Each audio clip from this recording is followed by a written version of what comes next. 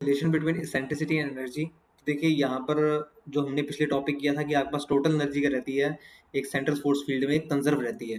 तो total energy आपके पास कितनी होती है? टोटल एनर्जी आपके पास देखिए सम होती है kinetic energy half mu are dot square plus आपके पास rotational energy L square by 2 mu r square और आपके पास पोटेंशियल एनर्जी। ठीक है, अब क्योंकि हम जानते हैं कि हम इनवर्स स्क्वायर फील्ड ले रहे हैं तो उसके अंदर आपके पास जो पोटेंशियल एनर्जी होती है वो कितनी होती है माइनस के बाई आर। इसको आप कहते हैं minus G M one M two by R. K की वैल्यू यहाँ पर G M one M two हो सकती है।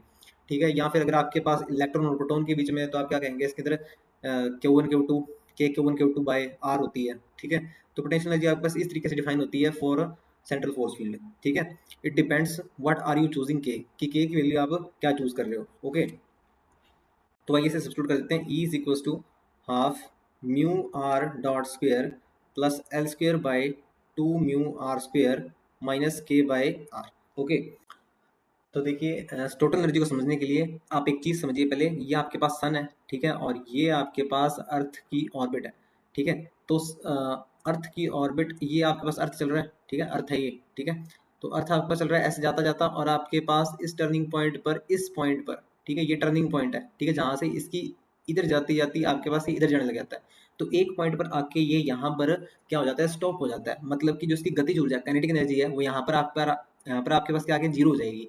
ठीक है, तो वही हम जो ये रिलेशन फाइंड करने वाले हैं वो टर्निंग पॉइंट पर फाइंड करने वाले हैं। तो टर्निंग पॉइंट पर फाइंड करने वाले हैं तो आपके पास काइनेटिक एनर्जी जीरो हो जाएगी टर्निंग पॉइंट पे। At turning point and turning point. ठीक है, ये ऐसे ही है जैसे मान लीजिए आपके पास ऐसी चीज कोई जा रही है, ऊपर को जा रही है। ठीक है, तो यहाँ पर आके आपके पास रुक जाएगी और नीचे की तरफ ऐसे आने लग जाएगी। ठीक है, तो यहाँ पर आपके पास उसकी काइनेटिक एनर्जी क्या हो जाएगी, जीरो हो जाएगी। वैसे ही आपके पास अभी अर्थ चलती है तो एक पॉइंट जहाँ पर टर्न करती है ये, ठीक है, इधर जाते जाते आपके पास ये इधर जाने लगी ना। ठीक है, तो जब जहाँ पर आपके पास ये टर्न करेगी ना वहाँ पर इसकी एट अ मूवमेंट इंस्टेंटेनियस जो काइनेटिक एनर्जी है वो जीरो हो जाएगी। ठीक है, तो एट टर्निंग पॉइंट आपके पास क्या हो जाएगा, ई इज इक्वल्स टू आपके पास L square by 2 mu are square minus के बाई आर। ठीक है, अब इस ई को मैं टोटल एनर्जी नहीं कहूँगा, इसको मैं इफेक्टिव एनर्जी कहूँगा। ठीक है, इफेक्टिव एनर्जी। ठीक है, जैसे बुक में लिखा हुआ वैसे बता रहे हैं अपने। ओके, तो अब हम निकालते हैं एप्सिलॉन और मतलब कि सेंट्रिसिटी और एनर्जी में रिलेशन। ओके, हम पहले भी R equals to one by U substitute कर रहे थे ना, R equals to one by U substitute किया हमने।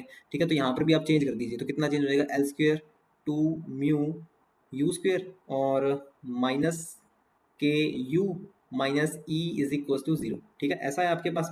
अब देखिए आपके पास एक क्वाड्रेटिक इक्वेशन बन रही है। ठीक है, क्वाड्रेटिक इक्वेशन बन रही है आपके पास। ठीक है, बाकी सब तो कांस्टेंट है ना इसके अंदर, ये के भी कांस्टेंट है, ई भी कांस्टेंट है, आपके पास एल स्क्वायर भी कांस्टेंट है, 2 भी कांस्टेंट है, यू म्यू भी कांस्टेंट है। ठीक है, तो यहाँ पर मैं यू की वैल्यू निकाल लेता हूँ आपके पास क्वाड्रेटिक इक्वेशन का सोल्यूशन निकाल के। कैसे निकालते हैं आप यू की value minus B plus minus root B square minus 4ac by 2a के हेल्प से। ठीक है, तो माइनस बी कितना आपके पास, माइनस के प्लस माइनस आपके पास बी स्क्वेयर वापस से कितना आपके पास, हाँ जी, आपके पास एक के स्क्वेयर है माइनस के स्क्वेयर माइनस 4ac। ए की वैल्यू कितनी है, एल स्क्वेयर बाई 2 म्यू और सी की वैल्यू आपके पास कितनी है, ई है। ठीक है, माइनस का है वो, तो ये प्लस का हो जाएगा। ठीक है, ओके। अच्छा, यहाँ पर आपके पास ये माइनस बी था ना, तो इसको आप प्लस बी कर दीजिए यहाँ पर। ठीक है, प्लस के कर दीजिए आप इसको यहाँ पे। और बाय आपके पास क्या है, 2a मतलब कि 2 एल स्क्वेयर बाई 2 म्यू। ठीक है, इतना है आपके पास। ओके, तो ये आपके पास यू की वैल्यू है। ओके, इसको थोड़ा सा और सॉल्व कर लीजिए, आपके पास यू के रूट्स निकाल लीजिए। ठीक है, तो यू के जो रूट्स आ रहे हैं मेरे पास वो कितने आ रहे हैं आपके पास, यू इज इक्वल टू एक तो आ रहा है के प्लस अंडर रूट के square plus 2 L square by mu E by L square mu. ठीक है, तो इसको थोड़ा सा और चेंज कर लेते हैं हमने, के mu by L square plus 2 mu E by L square.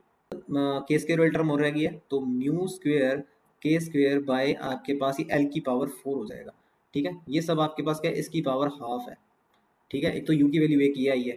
ठीक है, दूसरी यू की वैल्यू आपके पास क्या आई है, वो नेगेटिव में आई है, के माइनस अंडर रूट के square plus 2 L square mu E by L square mu. ठीक है, तो ये सॉल्व हो जाएगा आपके पास, म्यू के by big L square minus mu square के स्क्वेयर एल की power 4 plus 2 mu E by L square. ठीक है, इसकी पावर हाफ। ओके, तो अब देखिए आपके पास ये पता कर रहा है हमें, ये चीज़ हमें पता करिए। एक तो यू की वैल्यू आपके पास कम आ गई है, यू की वैल्यू आपको छोटी आ गई। देखिए यू आपके पास किससे रिलेट करता था, आर से रिलेट करता था, ठीक है। अब जिसमें यू की वैल्यू आपके पास ज़्यादा है, अब देखिए ये प्लस में है ना, ये प्लस में है, तो मतलब कि ये वैल्यू आपके पास ज़्यादा है। जब ये वैल्यू आपके पास ज़्यादा आएगी तो आर की वैल्यू कम होगी, और आर की वैल्यू आपके पास कम कब होती है आपके पास, जैसे कि यहाँ पर मैं आपके पास ये इलिप्स बनाऊँ, तो ये सन है, ये अर्थ है, ठीक है। आर की सबसे कम वैल्यू ये होगी, ठीक है, यही होगी आपके पास, और तो कहाँ होगी, ठीक है। तो आर मिनिमम होगा ये, तो मतलब कि जो ये क्वांटिटी है ना, वो आपको रिप्रेजेंट कर दिया है 1/r मिनिमम को, ठीक है। और यहाँ पर आप देखिए, यहाँ पर आपके पास u की वैल्यू आपके पास छोटी है, k माइनस में जा रहा है, k माइनस में जा रहा है, u की वैल्यू छोटी है, तो r आपके पास यहाँ पर मैक्सिमम होगा। तो r मैक्सिमम कब होगा, जब आपके पास यहाँ पर आ जाएगा, मतलब कि टर्निंग पॉइंट भी बात कर रहा है वो, जब यहाँ से मुड़ेगा, ठीक है, यहाँ से मुड़ेगा। ये दो टर्निंग पॉइंट होते हैं आपके पास जब अर्थ मूव करती है सन के अराउंड, ठीक है। तो ये क्या हो जाएगा, 1/r मैक्स, ठीक है। तो ये अपने आप में एक इंपॉर्टेंट यहाँ पर चीज़ बनती है, ठीक है। अब देखिए हमने पिछले लेक्चर्स में क्या निकाला था, सोल्यूशन निकाला है उस डिफरेंशियल इक्वेशन का for the central force field, ठीक है, जो कि हमारे पास सोल्यूशन कितना आया था, हाँ सोल्यूशन हमारे पास आया था 1/r, मतलब कि म्यू के by L square plus A cos theta minus theta naught, ठीक है। देखिए ये चीज़ें आपको याद रखनी पड़ेंगी, ठीक है। ओके, तो आपके पास ये इतना आ गया। अब मैं दोनों साइड डिफ्रेंशिएट कर रहा हूँ, differentiate with respect to T, differentiate with respect to T आपके पास कितना आ जाएगा, -1/r स्क्वायर आर डॉट, ठीक है। नेक्स्ट आपके पास कितना आ जाएगा, म्यू के बाय एल स्क्वायर, देखिए म्यू भी कांस्टेंट, के भी कांस्टेंट, एल स्क्वायर भी कांस्टेंट, तो ये तो जीरो हो गया। माइनस ए कॉस थीटा का आपके पास कितना आएगा, sign theta minus theta naught, ठीक है। और थीटा करेंगे, थीटा डॉट हो जाएगा, और थीटा नॉट आपके पास कांस्टेंट ही है, ठीक है। तो इसको आप क्या लिख सकते हैं, R dot is equal to minus A sine theta minus theta naught, और ये थीटा डॉट और ये आर स्क्वायर, ठीक है। ये प्लस हो जाएगा आपके पास, माइनस माइनस कट गया ना आपके पास ये।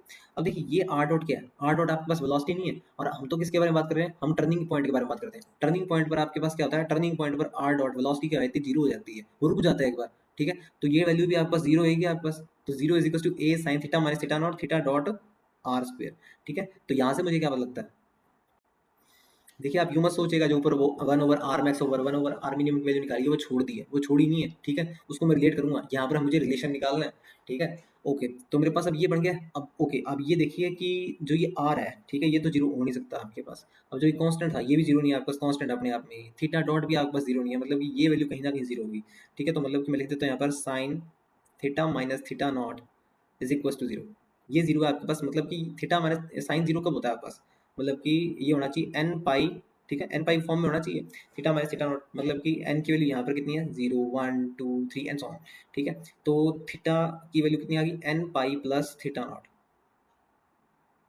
ठीक है। थीटा की वैल्यू इतनी आ गई आपके पास। ओके, अब देखिए when when n is equal to zero, ठीक है। तो यहाँ पर मैं पहला केस ले रहा हूँ मेरा, when n equal to zero. जब देखिए n इक्वल टू जीरो होगा, ठीक है, तो क्या होगा आपके पास होगा theta minus theta naught is equal to zero, theta minus theta naught equal to zero, ठीक है। तो उस कंडीशन में आपके पास 1/r मिनिमम, अब देखिए मैं ऊपर से वैल्यू उठा रहा हूँ, ये 1/r मिनिमम कितना होगा, मतलब कि theta minus theta naught equal to zero का मतलब पता है आपको क्या है, ठीक है। इसका मतलब ये है कि जो आपके पास ये आपके पास सन, ये अर्थ, ठीक है, इनके बीच में जो एंगल बन रहा है वो जीरो है, ठीक है। और जैसे जैसे चलेगा आपके पास यहाँ पर एंगल कितना हो जाएगा, यहाँ पर आपके पास पाई हो जाएगा, ऐसे चल पड़ा ना ये, ठीक है। यहाँ पर तो जीरो था, यहाँ पर आपके पास पाई हो जाएगा, ठीक है। तो ये उस कंडीशन को बता रहा है। यहाँ पर आपके पास क्या होगा, आर मिनिमम होगा, आर मिनिमम होगा, ठीक है। और देखिए यहाँ पर वैल्यू सब्स्टिट्यूट कर रहा हूँ मैं यहाँ पर, ठीक है, 1/r मिनिमम म्यू के by L square cos theta में, ये जीरो हो गया आपके पास, ठीक है।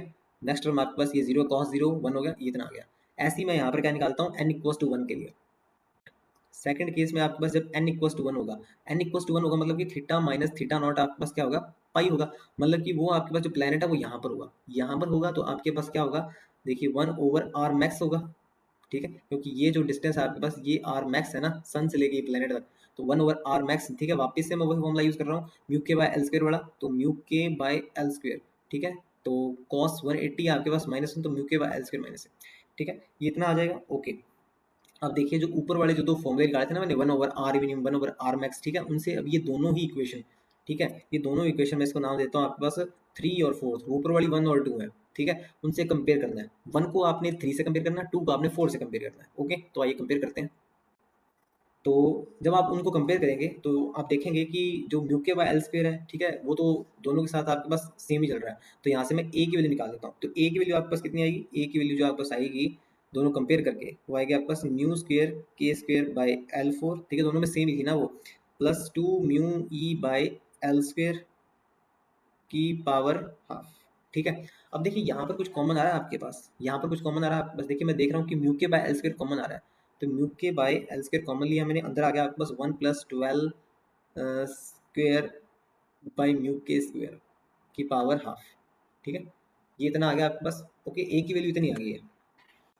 अब जो देखिए हमने पिछले डेरिवेशंस में जो इक्वेशन बनाई थी, कौन सी बनाई थी, 1/r is equal to L 1 plus epsilon cos theta minus theta naught, ठीक है, ये आपको ध्यान रखनी है इक्वेशन की। उसमें अपसाइलन क्या था आप जानते हैं, उसमें अपसाइलन जो हमने लिया था वो था L square A by mu के, ये चीज़ ली थी, ठीक है, और ये सब कुछ किसके इक्वल आया, ये सब कुछ आपके पास इक्वल आया ए के, ठीक है, ये सब कुछ एक एक आया।